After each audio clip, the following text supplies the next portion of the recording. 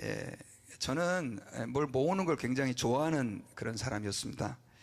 그래서 중학교 2학년 때 학생증이 제가 지금도 있습니다. 그래서 제가 얼마만큼 모으는 걸 좋아하는지, 사실 그거 가지고 있는 이유는 너무 얇고 작아서 아직도 가지고 있는 거예요. 별걸 다 모아놨었는데 나중에 이렇게 자꾸 모아놓다 보니까 이 교역자들은 이사를 자주 해야 되잖아요. 이사할 때 너무너무 힘들고 고통스러운 거예요. 그래서 이제 점점 더 버리게 됐는데, 지금은 이제 한 가지 고민이 뭐냐면 이 책입니다. 책. 그래서 요즘에는 그 타블렛이라든가 핸드폰으로 볼 수 있는 책들이 굉장히 많이 나와서 뭐 옛날같이 그렇게 부담이 안 되는데, 사실은 제가 뭐 밥을 굶으면서도 제가 책을 샀거든요. 신학교를 다닐 때. 그래서 막 그 당시 막 50만 원, 40만 원 이런 책들을 막 전질로 잘 보지도 않는 책들을 무조건 사서 모았어요. 월간지까지 다 모았고. 그러다 보니까 이제 지금은 꽂을 자리가 없어요, 책이. 그래가지고 틈만 나면 이제 서재에서 뽑아서 버리는데 이게 얼마나 고통스러운지 몰라요, 책을 버리는데. 제가 지난주에는 목회자 세미나를 가서 저랑 같이 간 목사님한테 내가 책 때문에 지금 고민이다, 이걸 좀 버리긴 버려야 될 텐데, 그랬더니 그분이 목사님, 그러면 그 책을 저한테 다 주십시오. 그런데 또 주기가 싫은 거예요. 참 고민이에요, 고민. 근데 이제 책을 더 이상 쌓을 곳이 없어서 버려야 됩니다. 그리고 제가 그거 그대로 놔두면 우리 아들과 제 와이프가 혹시나 제가 죽으면 이거 처리하는데 얼마나 힘들겠어요. 그래서 제가 지금 계속해서 버리고, 또 이렇게 컴퓨터로 스캔 받아서 저장할 수 있는 것은 이렇게 저장을 합니다. 여러분, 많은 분들이 아마 버리는 문제 가지고 그렇게 고민을 할 것입니다. 그런데 예수님께서는 오늘 본문에서 우리에게 이 버리는 문제를, 우리가 가진 소유를 버리는 문제와 조금 다르게 말씀하셨습니다. 영적인 진리도 사실은 우리가 하나님 앞에서 자꾸만 얻고 받고 또 하나님으로부터 뭔가를 이렇게 얻어내야 되는데도 불구하고 우리가 버려야 될 게 있는 것이죠. 여러분, 이 오늘 본문 말씀은 지난주에 계속해서 이어지는 말씀입니다. 예수님께서 어떤 청년과 이제 대화를 나누는 내용이에요. 제가 간단하게 지난주 말씀을 좀 드리면, 어떤 청년이 예수님에게 와서 어떻게 하면 영생을 얻겠습니까? 라고 묻습니다. 그때 예수님께서는 그 청년에게 이렇게 말씀하셨죠. 계명을 지켜라. 그랬을 때 그 청년은, 예수님, 제가 어렸을 때부터 계명을 다 지켰습니다. 그랬더니 예수님께서는, 그러면 네 재산 전부를 팔아서 가난한 사람들에게 나눠줘라. 그리고 나를 따르라. 이렇게 얘기를 하시는 거예요. 이 예수님의 말씀은 청년을 굉장히 곤란하게 만들었습니다. 왜냐하면 예수님 말씀대로 실천하지 않으면 자기는 곧 하나님의 계명을 지켰다라고 하는 그 말이 전부 다 거짓말이 되고, 이웃을 내 몸과 같이 사랑하라 라고 하는 그 계명을 제대로 실천하지 않은 사람이 되어버리기 때문에 그렇습니다. 그런데 그렇다고 해서 예수님 말씀대로 그걸 다 팔아가지고 가난한 사람들에게 다 나눠주자니 이 사람이 얼마나 힘들게 돈을 모았습니까? 성경에서는 부자였다 이렇게 기록하고 있는데, 결국 그 사람은 갈등하다가 예수님을 떠나가게 됩니다. 예수님께서는 이 청년이 근심하면서 떠나가는 모습을 보고 이런 말씀을 하시죠. 부자가 천국에 들어가는 것이 얼마나 어려운지 마치 낙타가 바늘길을 들어가는 것보다도 더 어렵다, 이런 말씀을 하시게 됩니다. 자, 이 말씀을 이렇게 옆에서 하시는 거를 누가 지켜보고 있었냐면 제자들이 이렇게 지켜보고 있었어요. 근데 제자들이 이걸 이렇게 보는데 갑자기 걱정이 되는 거예요. 왜냐하면 예수님이 뭐라고 얘기를 합니까? 천국에 들어가는 것이 이 낙타가 바늘길을 들어가는 것보다도 어렵다, 이런 식으로 얘기하니까 제자들은 걱정이 된 거예요. 그랬을 때 그때 늘 앞장서는 베드로가 이렇게 말합니다. 주님, 우리는 다 버리고 주님을 따랐습니다 라고 당당하게 얘기를 합니다.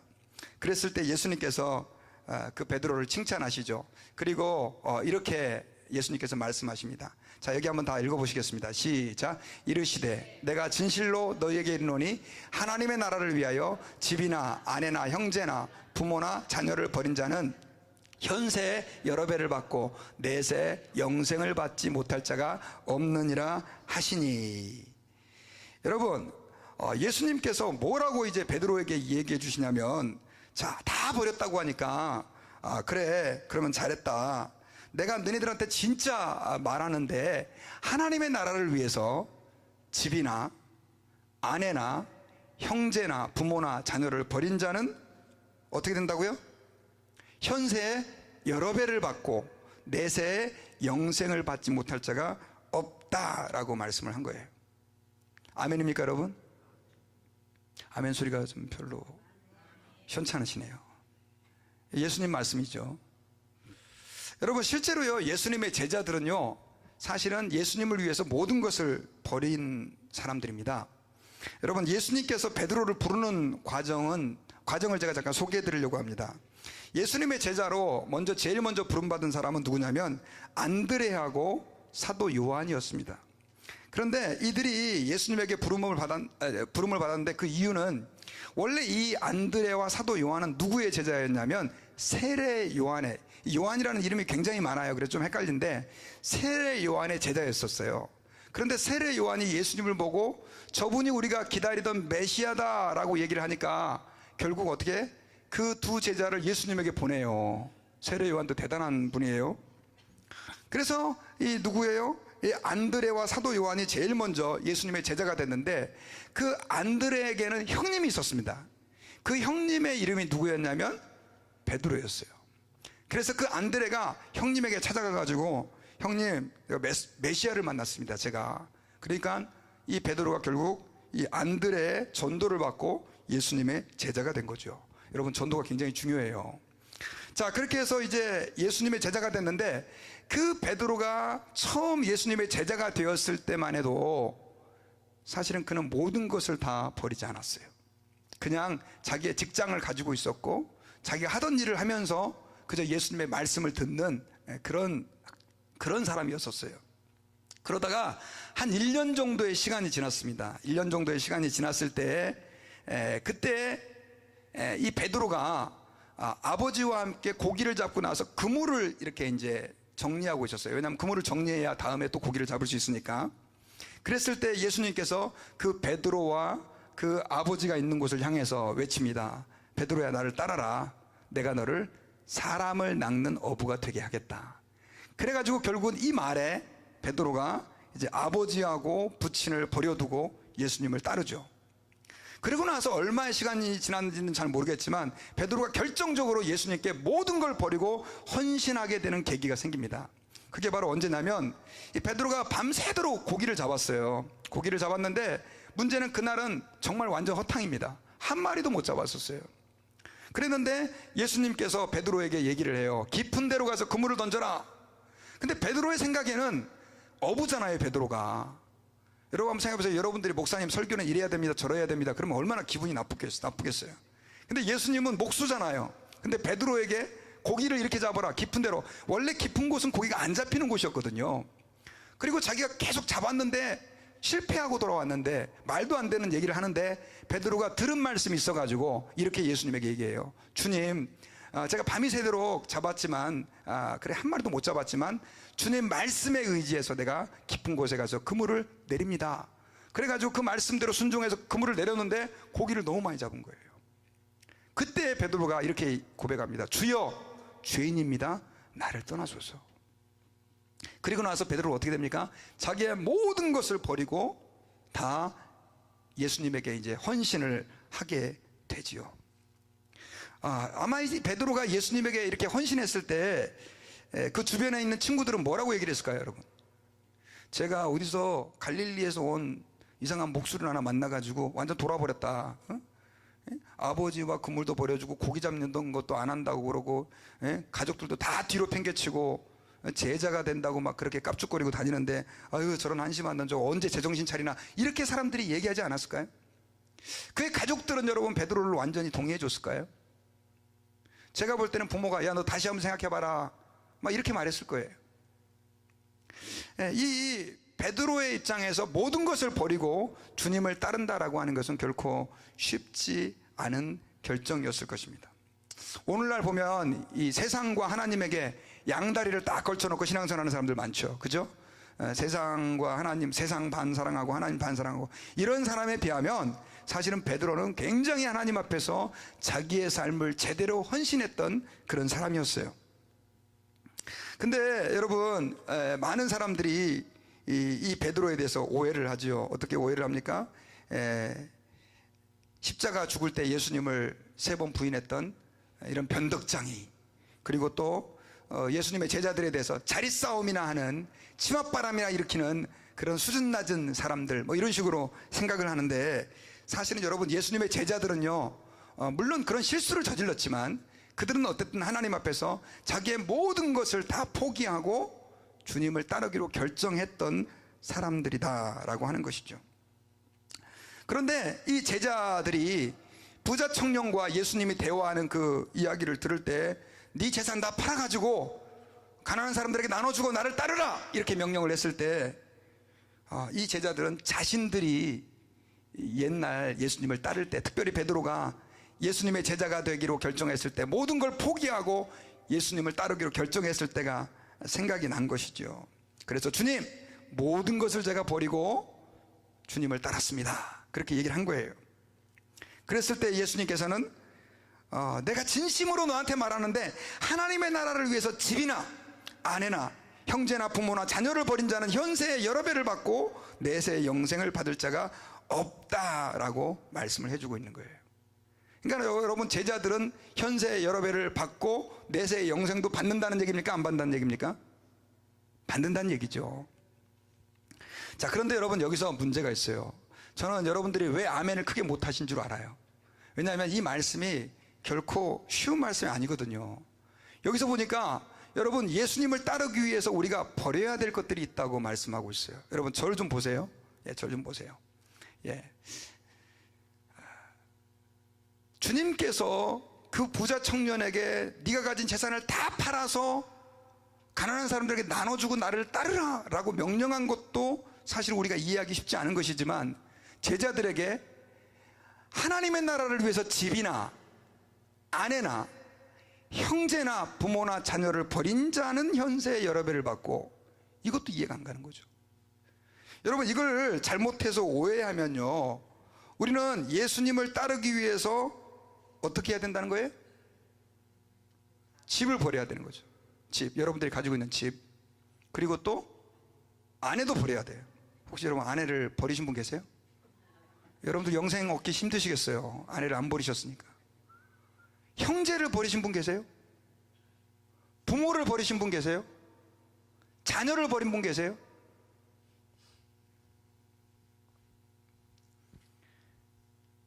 여러분, 만약에 이 말씀을 문자 그대로 받아들이면 굉장히 위험해집니다. 요즘 이단들 있잖아요, 여러분, 신천지 같은데 이 사람들이, 이 청년들이 성경 공부를 하고요, 부모를 버리고 가족을 버리고 그냥 그 신천지에서 하는 대로 이렇게 따라하는 이유가 뭐냐면 이 말씀 때문에 그래요. 야, 봐라, 영생을 얻으려면 어떻게 해야 되냐? 어떻게 해야 되냐? 예, 집을 버리고 아내를 버리고 형제를 버리고 부모를 버리고 자녀를 버리고 뭐 이렇게 해야지 영생을 얻어, 이렇게 오해하는 사람이 있는 거죠. 근데 여러분, 이 말씀은 그런 뜻이 아닙니다. 왜 이 말씀이 그런 뜻이 아니냐, 한번 여러분 생각해 보세요. 자, 예수님께서 그 부자 청년에게 네 있는 재산을 팔아서 가난한 사람들에게 나눠주고 너희는 나를 따르라, 너는 나를 따르라, 이렇게 명령을 했을 때 이 부자 청년은 근심하면서 떠나갔죠. 그때 예수님께서 이런 얘기를 했어요. 부자가 구원을 받는 것이, 하나님의 나라에 들어가는 것이 낙타가 바늘기로 들어가는 것보다도 힘들다, 이런 말씀을 하셨거든요. 그런데 여기서 만약에 내가 재산이 많아요, 아주 재산이 많은데 그 재산을 다 주님을 위해서 버렸어요. 그러면 주님이 어떻게 하신다고요? 현세에 몇 배를 받고 여러 배를 받고, 이렇게 기록되어 있죠. 다른 복음서를 보면요, 이 여러 배가 몇 배라고 나오냐면 100배라고 나와요. 몇 배요? 100배. 그러면 만약에 제가 재산이 100만 불이 있어요. 근데 주님을 믿기로 결정하고 그 100만 불을 갖다가 다 나눠서 가난한 사람들에게 나눠줬어요. 그럼 우린 거지가 되잖아요, 그 100만 불 가진 사람이. 근데 이 주님의 말씀대로라면 주님이 몇 배를 채워주신다고요? 100만 불에 100배면 얼마예요? 100만, 1000만, 억 불이죠. 억 불, 1억 불, 1억 달러. 그럼 그 사람이 천국 갈 수 있어요, 없어요? 예수님 말씀을 문자 그대로 받아들인다면. 그 전보다도 100배 더 부자가 됐으니까 천국은 들어가기가 더 어려운 거죠. 그러니까 여러분 이걸 문자적으로 이해하면 안 되는 거죠. 더더군다나 여러분, 앞에서 예수님께서 무엇을 버린 자? 하나님의 나라를 위하여. 집은 그렇다 칩시다. 집을 버린 자는 하나님이 몇 배를 줘요? 100배를 줘요. 그러니까 집 하나를 바치면 하나님 몇 개를 줘요? 100배를 주고. 그건 그렇다 칩시다. 두 번째, 누구를 버려요? 아내를 버리면 하나님 몇 배를 채워줘요? 100배. 여러분, 여러분들의 아내를 버리면 하나님이 100명의 아내를 보너스로 주실 줄 믿습니다. 굉장히 좋아하시는 분들이 계시네요. 그런 뜻 아니죠? 예. 더더군다나 또 아내는 또 100명을 주실 수 있다고 칩시다. 형제, 부모를 어떻게 100명을 줍니까, 여러분? 부모를 어떻게 100명을 주고 자녀를 어떻게 100명을 줍니까? 또 자녀는 또 줄 수 있겠네요. 부인이 100명이면 하나씩만 나오면 100명 되니까. 여러분, 그래서 우리는 이 말씀을 문자적으로 이해하면 안 됩니다. 하나님께서 이 말씀을 하신 것은 그냥 100배로 채워준다, 니들이 하나님을 위해서 버리면 다 채워준다, 그냥 그런 의미가 아니에요. 실제로 여러분, 예수님께서는요, 부모를 돌보지 않는 바리새인들을 아주 심하게 책망하셨습니다. 특별히 그 바리새인들 가운데 나는 하나님 앞에서 헌신된 사람이니까 우리 부모는 내가 안 돌봐도 된다라고 하는 그런 이상한 관습이 있었어요. 혹시 들어보셨습니까? 고르반이라고요. 고르반. 그래서 성전에 가가지고 고르반이라고 외치기만 하면 자기는 하나님께 헌신됐으니까 이제 부모는 돌보지 않아도 된다, 부모를 돌보는 것에 대한 책임을 면제해주는 그런 잘못된 제도가 있었어요. 예수님께서 그것을 어떻게 하셨습니까? 아주 심하게 책망하셨죠. 여러분, 계명을 우리에게 주신 하나님, 10계명을 우리에게 주신 하나님께서 5계명에 우리에게 뭐라고 말씀하셨어요? 내 부모를 공경하라. 그러면 네가 땅에서 잘 되고 장수할 것이다. 이런 약속을 하나님 주셨잖아요. 디모데전서 5장 8절에서는 우리에게 누구든지 자기 친족, 특히 자기 가족을 돌아보지 아니하면 믿음을 배반한 자요, 불신자보다 악하다. 우리 옆에 있는 분들에게 이렇게 한번 인사합시다. 가족을 돌보지 않으면 불신자보다 악하답니다.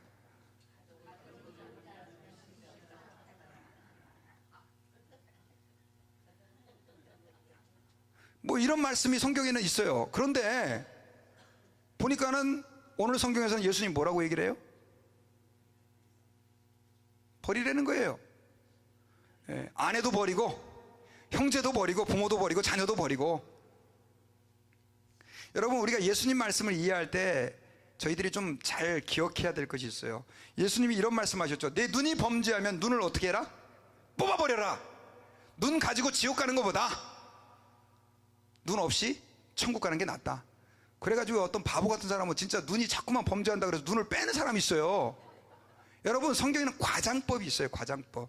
내 손이 범죄하면 손을 어떻게 해라? 잘라버려라. 근데 이 손 자른다고 죄 안 짓습니까, 여러분?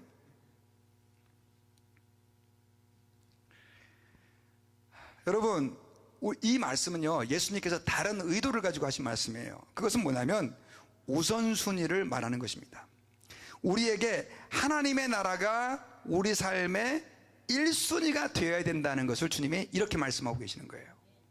자, 하나님의 나라가 우리 삶의 가장 중요한 첫 번째 이슈가 되어야 된다라고 하는 것을 우리에게 말씀해 주고 있는 거예요. 예수님의 제자들은 하나님을 섬길 때 내 삶의 가장 소중한 분이 누구여야 돼요? 하나님이어야 되고, 내게 가장 소중한 곳이 하나님의 나라이어야 된다라고 하는 뜻이에요. 그리고 그 하나님의 나라와 하나님을 내 삶의 가장 1순위로 올려놓고 어떻게 해요? 나머지도 최선을 다해야 되죠. 그런데 예수님께서 오늘 본문에서 이렇게 집이나 형제나 부모나 자녀를 버려라 이라고 말씀하신 것은 이 두 개가 딱 정면으로 부닥칠 때예요. 여러분, 초대교회 성도들은요, 당시 유대교라고 하는 그 율법주의에 사로잡혀 있었어요. 한번 생각해 보세요. 유대인들이 생각할 때 예수님은 어떤 사람이었습니까? 하나님의 아들이라고 믿는 사람도 있었지만 하나님을 모독한 아주 악한 죄인이고 이단아였었어요. 그러니까 그 상황에서 한번 생각해 보세요. 가족들이 있는데, 아버지가 있고 어머니가 있고 자식들이 있는데, 그 가운데 어떤 자식이 저 예수님을 믿기로 결정했습니다. 그러면 그 가족에서 그 아들을 어떻게 보겠어요? 그래, 너 잘 결정했다, 예수 믿어라 하겠습니까, 여러분? 우리 한국 문화를 생각하시면 돼요. 우리 한국 문화에서 부모를 거스리고 형제와 자녀를 거스린다라고 하는 것이 쉽지 않은 것처럼, 유대 문화에서도요, 예수 그리스도를 따르고 예수님을 믿을 때 그 부모와 자녀를 거스린다라고 하는 것이 결코 쉽지 않은 내용이었어요. 그러나 그럼에도 불구하고 가족들보다도, 너희들의 패밀리보다도 뭐가 더 중요하다? 하나님의 나라가 더 중요하다라고 하는 것을 이야기하고 있는 거예요. 이걸 잘못해서 오해하면 가정 다 팽개치고 하나님 섬기고 가정 다 팽개치고 주님께 헌신해야 된다, 그런 의미로 오해하는 사람도 있지만 그건 잘못된 판단이죠. 자, 그렇다고 한다면 여러분, 예수님께서는 왜 하나님이 우리 삶의 1순위가 되어야 되고 하나님의 나라가 우리 삶의 1순위가 되어야 한다라고 말씀하실까요? 그것은 여러분, 하나님의 나라가 우리 삶의 1순위가 되지 않으면 우리가 살 수 없기 때문에 그렇습니다. 우리가 사는 길은 하나님의 나라가 1순위가 되는 거예요. 자, 여러분, 병원, 연세 드신 분들은 병원 갈 일이 참 많죠. 병원에서 이제 정기검진이 있어서 여러분들이 진찰을 받으러 갔다고 칩시다. 진찰을 받았어요. 근데 이제 의사가 그 결과를 갖다가 탁 페이퍼를 이렇게 들여보더니 깜짝 놀라는 거예요. 그러면서 선생님, 오늘 당장 입원해야 됩니다. 당신 오늘 당장 입원하지 않으면 내일 죽습니다. 지금 당신에게 아주 심각한 바이러스가 발견됐습니다. 이걸 갖다 당장 치료해야 됩니다 라고 얘기를 했다 칩시다. 그랬을 때 그 말을 들은 사람이, 선생님 죄송한데요, 오늘 저녁에 저희 가족하고 되게 중요한 약속이 있어요. 오늘 제 아내가 생일이어가지고요, 지금 오늘 저녁에 우리 집에서 생일잔치 하기로 했거든요. 그래서 그거 하고 나서 입원하면 안 되겠습니까? 내일 입원하면 안 되겠습니까? 그럼 선생님이, 그런 중요한 가족 행사가 있으셨네요. 제가 미처 몰라봤습니다. 아유, 죄송합니다. 그 아내를 즐겁게 해드려야죠. 아내 생일이신데. 가세요. 그렇게 말을 했다고 칩시다. 좋은 의사예요, 나쁜 의사예요? 우리 임창순 성도님 한 칸만 왼쪽으로 좀 오시면 좋겠어요. 얼굴이 잘 안 보여요. 한 칸. 그래. 예. 불편하잖아, 가려가지고. 예. 다 들려요. 자, 여러분들에게 여쭤볼게요. 좋은 의사예요, 나쁜 의사예요? 좋은 의사예요? 가족을 너무 생각해줘가지고 이렇게 배려를 잘해주는 의사 면허를 박탈해야죠. 이렇게 얘기할 겁니다. 아닙니다. 지금 가족이 문제가 아니에요. 당신이 죽어요, 지금. 그 생일잔치가 뭐가 중요해요? 당신이 살아야죠. 살아야 생일잔치도 하는 거 아니에요? 라고 말하고, 내가 전화해 줄게요. 내가 전화해. 당신 전화 빨리 줘요. 부인한테 전화해가지고, 당신 남편 지금 큰일 났습니다. 오늘 지금 집에 가면 당신 남편 죽습니다. 이렇게 말해줘야 정상 아니에요.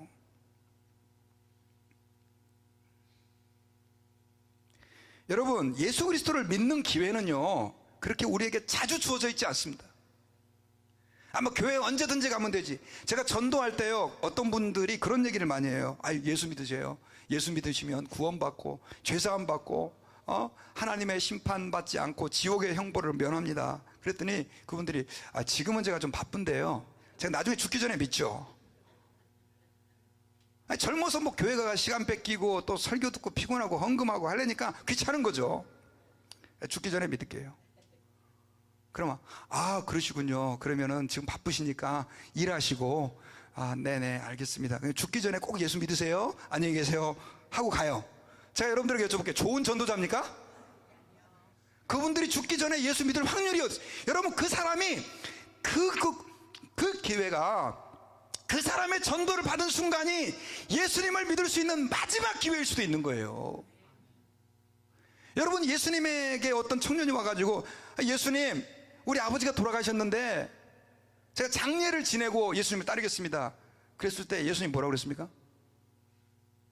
그렇지, 장례가 중요하지. 이 세상에서 아버지 하나밖에 없는데 돌아가셨는데, 알았다. 아버지 그 장례 지내고 그러고 와서 나 따라라. 근데 장례는 보통 한 달을 했거든요, 이스라엘은. 그 사람이 그 장례 가가지고 나중에 예수님을 따를 수 있는 기회가 있겠어요, 없겠어요? 그래서 예수님이 말했어요. 야, 죽은 자들은 죽은 자들한테 장사 지내라고 하고 너는 나를 따르라. 여러분 지금 이해하시겠어요? 우리가 안 믿는 사람의 입장에서, 또 초신자들의 입장에서 이 말씀을 보면 너무 부담스러운 거죠. 아니 뭐 성경을 읽다 보니까 아내를 버리라고 그러지, 뭐 형제, 이게 무슨 종교야? 막 이렇게 기독교를 공격하는 사람도 있어요. 그러면 여러분 한번 생각해 보세요. 의사가 죽어가는 환자 앞에서 아이고 와가지고 아이고 그렇게 중요한 일이 있습니까? 그러면 그게 좋은 의사입니까, 여러분?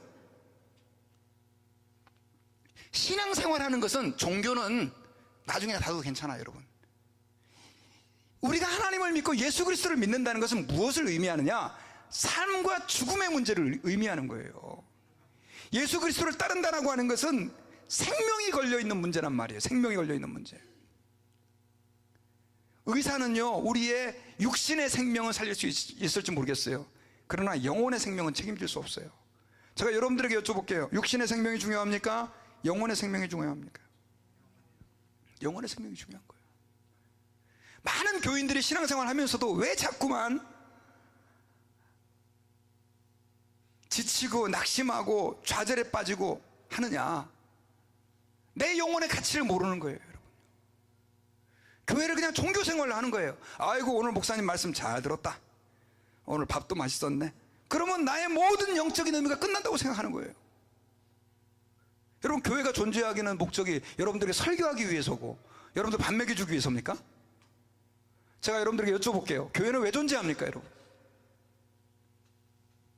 너무 어려운 질문이에요.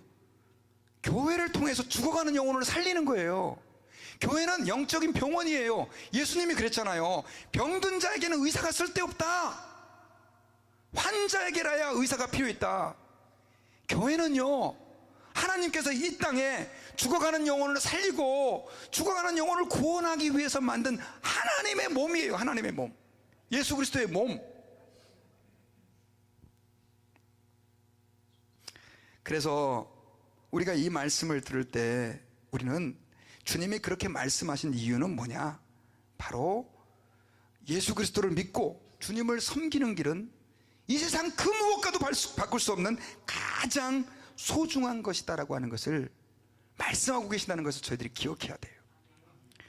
그리고 그렇다고 한다면 여러분 100배로 갚아주신다, 뭐 이제 현세 여러 배라고 나왔는데, 다른 복음서로 보면 100배라고 나와 있는데, 여러분 100배로 갚아주신다라고 하는 의미는 뭘까요, 도대체? 다 버린 사람들은 100배로, 아까 같이 뭐 물질적으로 축복을 해주고 문자 그대로 뭐 아내를 100명을 더 주는 게 아니라면 여러분 100배로 갚아주신다는 이 의미가 무엇일까요? 여러분, 제가 여러분들에게 여쭤볼게요. 제자들은 다 버리고 예수님을 따랐죠? 아닙니까? 제가 설명해 드렸잖아요, 앞에서. 다 버리고 예수님을 따랐죠? 다 버리고 따랐어요. 근데 주님이 그들에게 약속을 했어요. 그렇게 다 버린 사람은 현세의 여러 배를, 100배를 받고 내세의 영생을 받지 못할 자가 없다, 이렇게 말씀을 해주신 거거든요. 근데 여러분, 제자들의 생애를 사도행전을 통해 우리는 알 수 있어요. 제자들이 다 버린 만큼 주님 앞에 돌려받았습니까? 돌려받았어요, 안 돌려받았어요? 안 돌려받은 것 같죠? 그럼 예수님이 거짓말 하시는 분인가요? 주님이 이거는 허풍을 떠신 건가요? 아니죠. 그러니까는 여러분, 제자들의 생애를 보면 제자들이 이 말씀대로 이루어졌다면 뭔가를 받았어야 되는데 도대체 뭘 받았느냐는 거죠. 여러분, 제자들은요, 가족을 버리고 또 그들의 재물과 그들의 직업까지 버리고 예수님을 따랐습니다. 그런데 예수님께서는 그 약속대로 그들에게, 여러분, 가족이라고 하는 그 존재들이 우리에게 주는 게 뭡니까? 가족이 주는 게 뭐예요? 저는 이렇게 생각해요. 안정감, 평안함, 사랑, 또 안식처의 느낌, 뭐 이런 것들. 가족이 함께 있으면 안 외롭잖아요. 그렇죠. 우리 황 권사님도 언니가 같이 계셔가지고 요즘 안 외로워서 너무 좋겠다고. 예. 우리 아이들이 같이 있다가 떠나가니까 갑자기 외로워져요. 와이프가 있는데도 불구하고.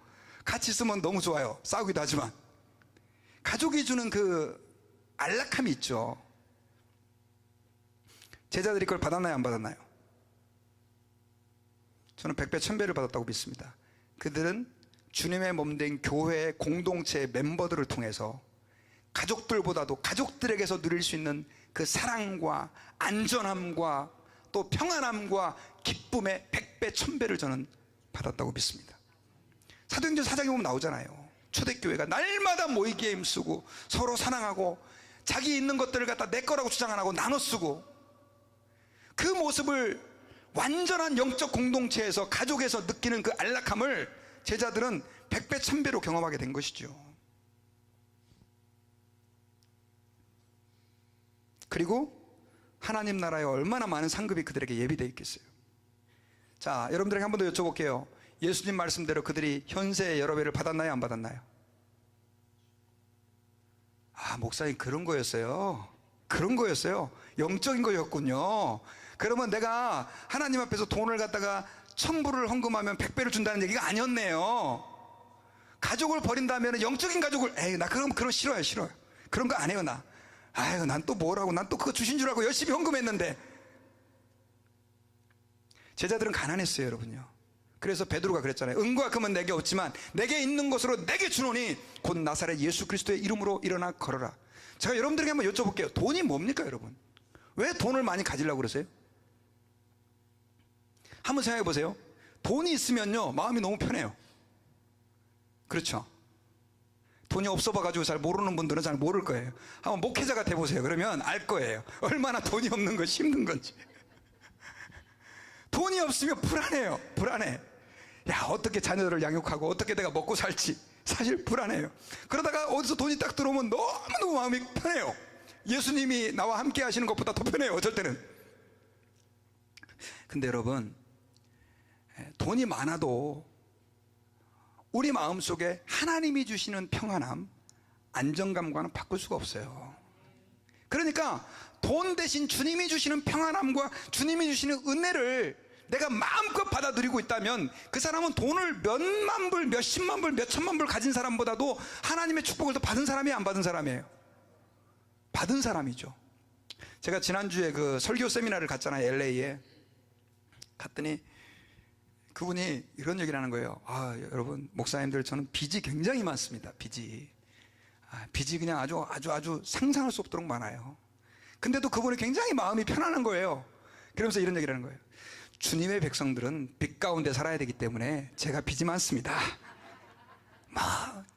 그래봤자 죽으면 제가 안 갚아도 되는 거고 이러면서 빚이 많은데도 부담이 없어요. 저는 빚이 많아서 스트레스를 받는데. 그래서 제가 주의 백성들은 빚 가운데 사는구나, 그런 생각을 했어요. 그렇다고 여러분 빚 갖다 끌어 쓰지 마세요. 제가 그분에게 뭘 느꼈냐면 담대함이에요. 하나님이 함께 하시니까 빚이 있어도 빚 가운데 산다고, 빚 가운데로 걸어간 이러면서 사는 거예요.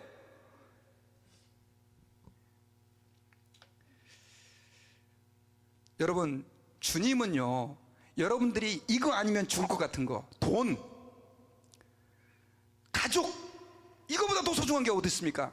근데 그거 내려놓으면, 그거를 여러분들의 삶에 2순위로 제쳐놓으면 주님이 그 자리에 100배의 축복과 은혜를 채워주신다고 말씀하고 있는 거예요.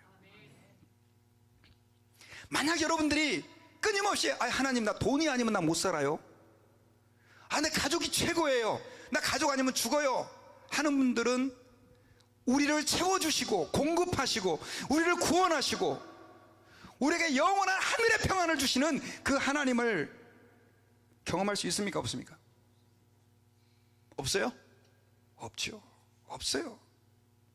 그거 내려놓을 때까지 그 사람은 진심으로 주님의 그 놀라운 하늘의 평강과 하늘의 은혜를 누릴 수 없는 거예요. 잘하는 예와 하나 제가 생각이 나서 여러분들과 함께 이야기를 나누려고 해요. 어떤 사람이 등산하다가 길을 잃었어요. 밤이 됐어요. 발을 잘못 디뎌가지고 떨어졌어요. 떨어졌는데 한참을 떨어지다가 어떻게 손을 딱 뻗었는데 나뭇가지를 딱 잡은 거예요. 살았어요. 얼마나 감사했는지 몰라요. 감사합니다. 감사합니다. 그러고 나서 이제 그 사람이 떨어지다가 나뭇가지를 붙잡았으니까 사람들 향해서 소리를 질렀어요. 살려주세요. 살려주세요. 근데 아무리 목이 쉬도록 살려주세요 외쳐도 듣는 사람이 없어요. 그렇게 시간이 10분이 갔는지 20분이 갔는지 핸드폰도 안 터지고 1시간도 갔는데 이 사람이 점점 더 방은 깊어지고, 그러다가 이 사람이 이제 다급해가지고 하나님께 기도하죠. 하나님, 날 좀 살려주세요. 그런데 하나님이 어디 계시는지 뭐 응답이 없죠. 그런데 그 순간 나무가 부지지지직 하는, 나무가 부러지는 소리가 나는 거예요. 이제 죽었어요, 살았어요? 그래가지고 더 크게 부르셨죠. 하나님, 나 죽습니다. 나 좀 살려주세요. 그리고 붙잡고 있던 팔도 이제 힘이 달달달달 떨어지는 거예요. 난 이제 죽었구나. 근데 그때 하나님의 음성이 그의 마음에 들려지죠. 내가 너를 살려주겠다. 하나님 감사합니다. 하나님 땡큐 so much. 빨리 살려주세요. 어떻게 좀 빨리 살려주세요. 그랬더니 그래, 그러면 네가 내가 하라는 대로 하겠느냐? 예, 하겠습니다. 네 손을 놔라. 네? 다시 한번 말씀해 주실래요? 네 손을 놔라. 아니 지금 살려달라고 그랬더니 네 손을 놓으라니요. 이게 무슨 말씀입니까? 아니 네 손을 놓으라고. 저 못합니다. 그래 알았어. 그러면 못하면 할 수 없지. 그러고 나서 하나님 음성이 더 이상 안 들리는 거예요. 드디어 나무는 부지직 한 번 더 소리가 나더니 딱 끊어져요. 아, 끝났구나. 근데 뚝 떨어져 보니까 바닥에서 1m 위에요. 1m 위. 깜깜한 게 하나도 안 보였던 거예요.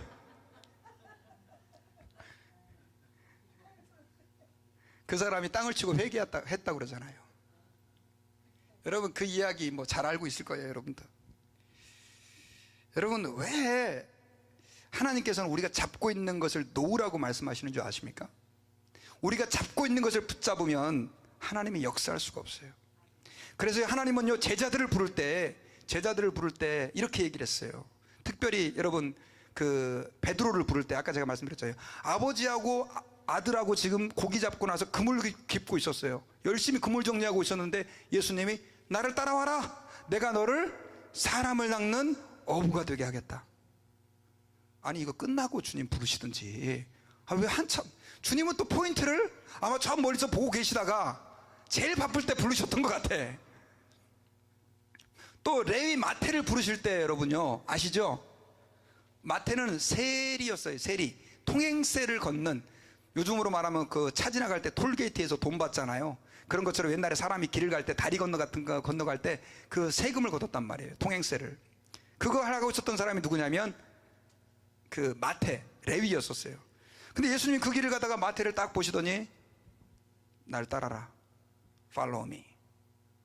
네가 내 제자가 되라. 지금 마태가 뭐 하고 있었어요? 세금을 걷고 있었어요. 지금 한참 제일 바빠요. 지금 빨리 돈 걷어야 되는데, 아, 예수님 알겠습니다. 내가 여기 지나가는 요 그릇만 지금 세금 걷고 내가 따를게요. 예수님은 멈춰서 그래 알았어 내가 좀 기다려줄게 하고 앉아가지고 기다리셨나요? 주님은 나를 따르라 하고 자기 길을 가셨죠. 여러분 왜 예수님이 제자들에게 그런 요구를 하실까요? 그 이유는 바로 삶의 우선순위가 되기를 원하세요. 예수님은 여러분들 삶의 1순위가 되기를 원해요.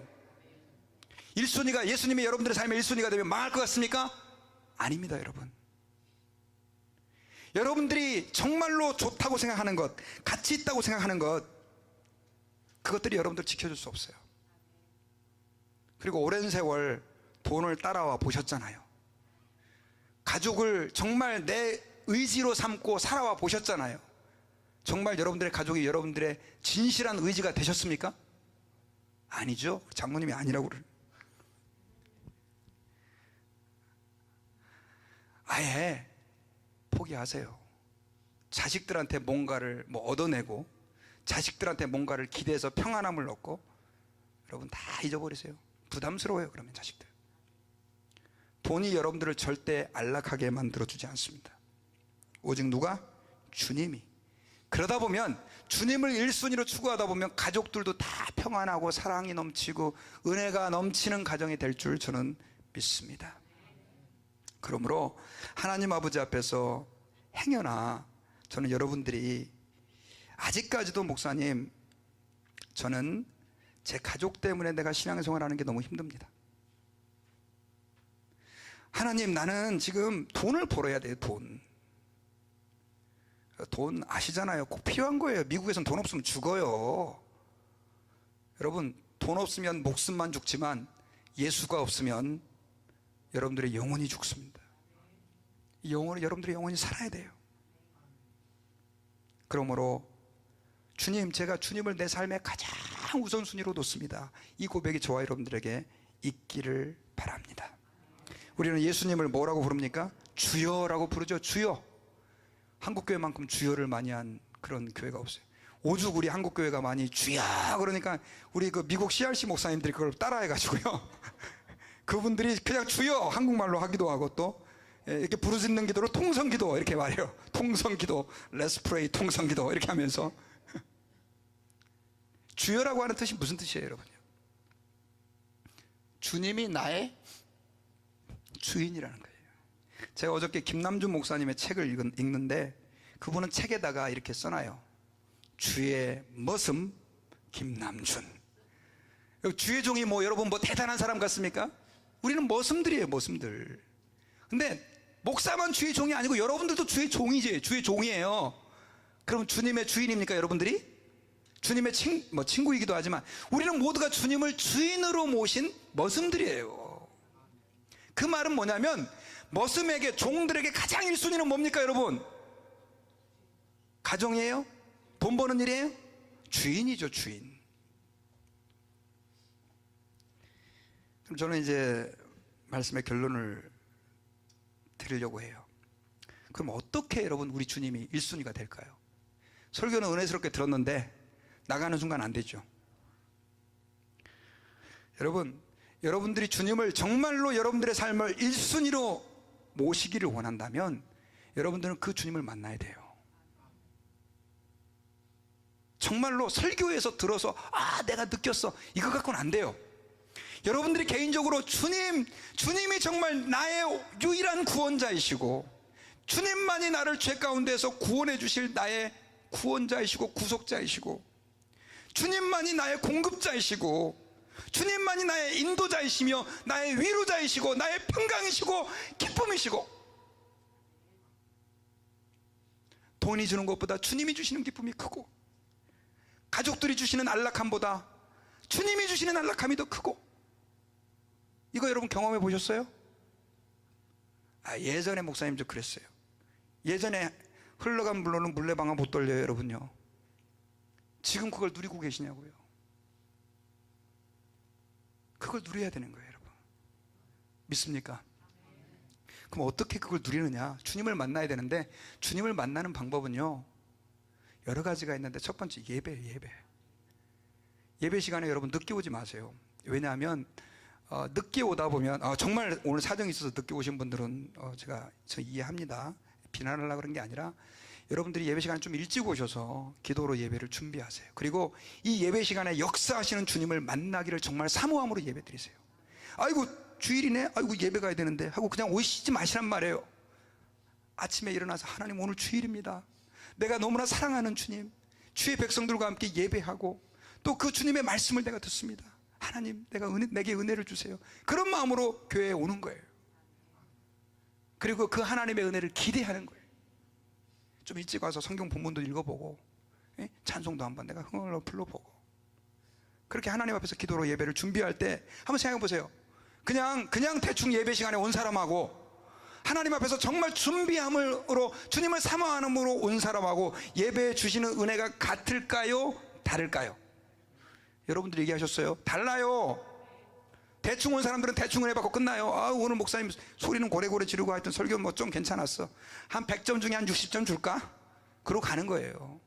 그러나 정말 하나님을 만나기를 사모하는 사람들은요 목사가 설교 죽을 써도 거기서 말씀하시고 역사하시는 하나님을 만나는 거예요. 그래서 여러분들 예배 시간에 정말 하나님만 내가 바라보고 주님을 만날 수 있기를 결단하시기를 주의 이름으로 축원합니다. 그리고 나가서 여러분들의 가정에서 기도해야 돼요. 여러분 기도하지 않고는 하나님을 만날 수 없어요. 저는 여러분 요즘에 제가 하나님 앞에 계속 기도하는 기도 제목이 있어요. 하나님, 기도가 제게 의무가 돼버렸어요.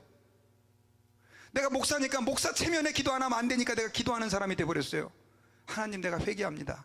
이래갖고 내가 목회를 어떻게 합니까? 하나님, 내가 기도가 좀 하고 싶어지는 은혜를 주십시오. 하나님, 나 기도하고 싶어가지고. 근데 그렇게 기도를 했는데 오늘 아침에요, 하나님이 그 은혜를 주셨어요. 예배가 빨리 끝나서 내가 기도해야 되는데 지금 그런 마음이 막 생기는 거예요. 야, 할렐루야. 기분이 안 좋으세요 별로? 저 지금 빨리 예배 끝나고 가서 좀 어디 가서 기도했으면 좋겠다, 그런 마음이 드는 게 이게 보통 일이 아니에요 여러분요. 제가 제 아내한테 물었어요. 여보, 당신은 기도가 좀 하고 싶어? 그랬더니 막 째려와요. 그 말의 뜻은 뭘까요? 그냥 하는 거지 뭐, 목사 사모가.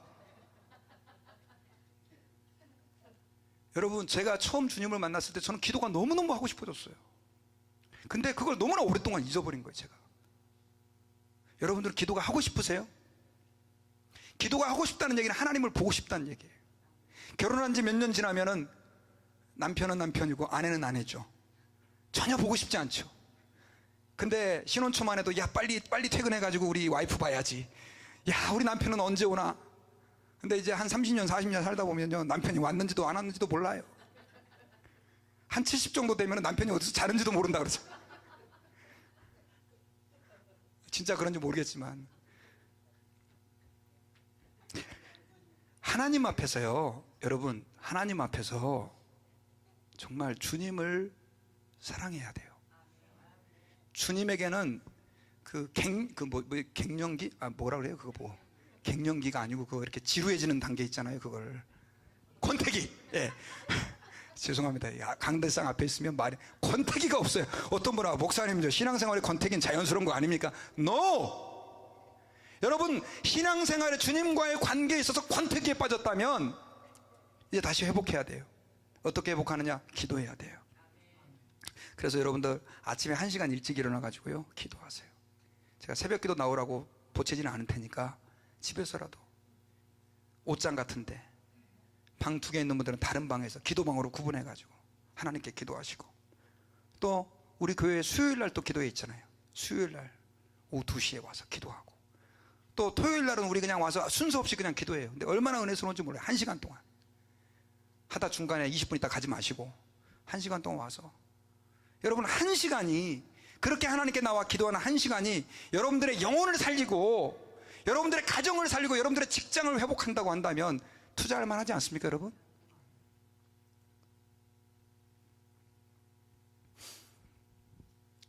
여러분, 주님은 우리 삶에 2순위로 계시는 걸 좋아하지 않습니다.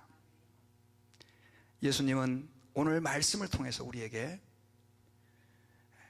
집이나 아내나 부모나 형제나 자녀를 버린 자들은 현세의 여러 배를 받고 100배를 받고 내세 영생을 받지 못할 자가 없다라고 말씀하신 것은 버리라는 게 아니고요, 사실은 그거 내려놓고 주님을 가장 삶의 우선순위로 모시라는 거예요. 그러면 여러분들이 상상하지도 못했던 하나님이 주시는 기쁨, 돈이 주는 안정감, 기쁨이 아니고, 가정이 주는 안정감, 기쁨이 아니고, 하나님이 주시는 기쁨으로 여러분들이 충만하게 될 줄 믿습니다. 기도합시다. 아버지, 감사합니다. 오늘 말씀을 통해서 저희들이 우리 주님을 어떻게 섬겨야 할지를 깨달았습니다. 하나님, 저희들이 행여나 이 세상 것을 내 삶의 가장 우선순위에 놓고 살았다면 하나님, 회개합니다. 오늘부로 우리가 돌이킬 수 있게 도와주시고, 우리 하나님의 그 큰 사랑, 그 은혜, 우리에게 공급해 주시는 그 놀라운 감격을 저희들이 매 순간 경험할 수 있도록 역사해 주옵소서. 감사드리며 예수님 이름으로 기도합니다. 아멘. 다 일어나셔서요, 우리 그 크신 하나님의 사랑 우리 한번 마음 다해서 우리 찬양합시다.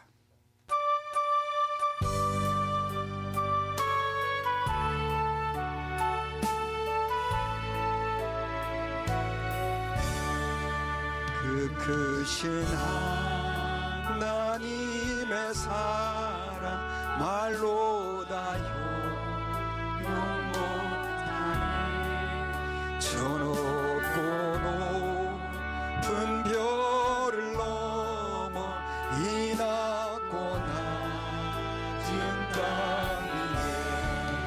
죄범한 영혼 구하려 그 아들도 화목제물 삼으시고 죄 용서하셔. 하나님 그 신사랑이 증량당하며 영원히 변치 않는 사랑 성도여 찬양. 그 뒤에 불 좀 꺼주시고요. 괴로운 시절 지나가고 땅 위에 여와 쇠할 때 주 믿지 않던 영혼들은 큰 소리 외쳐 주 믿는 성도 주 믿는 성도들에게 큰 사랑 베푸 우리의 죄 사했으니 그 은혜 잊을. 하나님 그 신사랑을 증량당하며 영원히 변치 않는 성도여 찬양. 하늘을 두루마리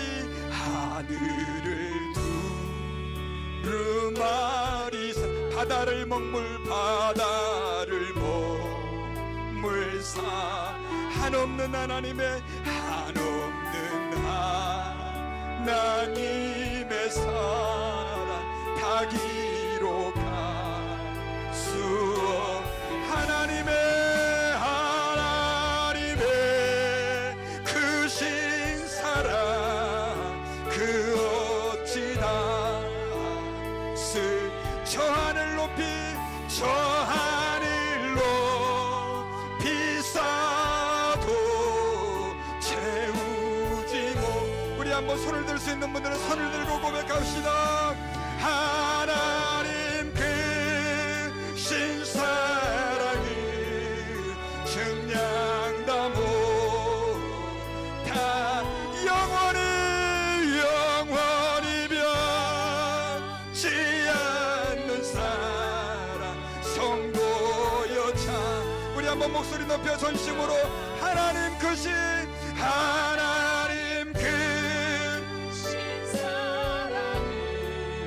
증량다 못한 영원히 변치 않는 사랑 성도. 우리 한 번만 더 크신 하나님의 사랑을 찬양합시다. 하나님 그 신사랑이 증량다 못하며 영원히 변치 않는 사랑 성도여 찬양하세. 여러분, 이 시간에 우리 같이 한번 합심해서 기도합시다.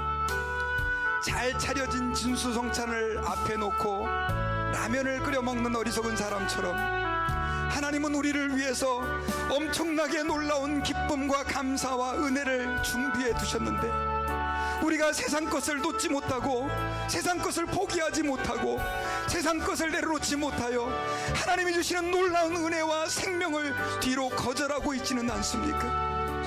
이 시간에 하나님 앞에서 고백할 때 주님, 제가 하나님 앞에서 주님이 나의 1순위가 되기를 기도합니다.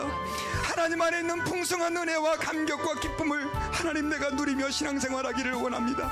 주님을 알기 원하고 주님을 만나기를 원하고 예수님이 나를 위하여 십자가에서 죽으셨다고 하는데 하나님 아버지, 그것이 내 지식에만 머무르는 지식이 아니라 내 가슴을 찌르고 나의 삶을 변화시키는 능력의 그 복음이 되기를 기도합니다. 하나님, 내가 죄인인 것을 깨닫게 해주시옵소서. 오직 예수 그리스도의 십자가만이 나를 살릴 수 있는 하나님의 능력임을 오늘 이 시간 알게 해주십시오. 여러분, 이 시간에 다 같이 한번 합심해서 우리 주님 앞에 간절하게 한번 주님 부르짖고 우리 통성으로 한번 기도하겠습니다. 주여, 하나님 아버지 감사합니다. 오늘 이 시간에 하나님 앞에 간절한 마음으로 기도합니다. 아버지 하나님여, 저희들은 연약합니다. 아버지 하나님, 우리는 미련합니다. 하나님 안에 있는 그 풍성한 은혜가 있다는 걸 알면서도 아버지 하나님, 우리는 미련하여 아버지 하나님 주님 앞에서 주님이 차려주시는 그 지수농자를 거부하고 하나님 아버지여, 그것으로 나의 배를 채우며 세상 것으로 안락함을 추구하는 연약함 가운데 있나이다. 아버지 하나님, 우리 성도들 하나님 아버지 이 시간에 은혜 베풀어 주셔서 그들의 삶을 통하여 하나님을 온전히 만날 수 있게 도와주시고 하나님, 우리의 생명 되시고 기쁨 되시고 구원자가 되심을 하나님 아버지 경험케 하여 주시옵소서. 하나님, 연약함 가운데 있는 성도들이 있습니다.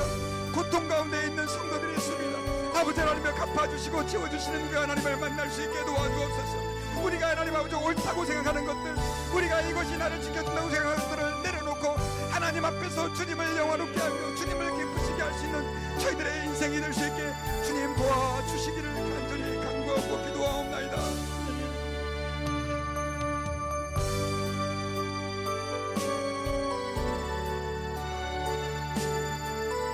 하나님,